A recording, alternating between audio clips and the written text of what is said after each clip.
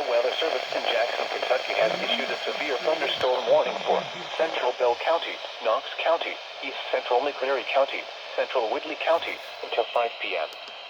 At 4:27 p.m., a severe thunderstorm was located over Crupp, or 7 miles west of Williamsburg, moving east at 50 miles per hour. Hazard, 60 miles per hour wind gusts. Source, radar indicated. Impact, expects damage to roofs, siding, and trees. This severe thunderstorm will be near Goldbug around 4:35 p.m. Rockholds around 4:40 p.m.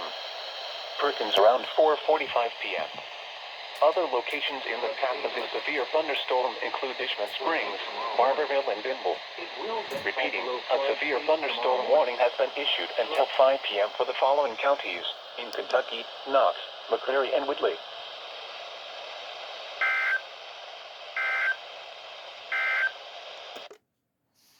All right.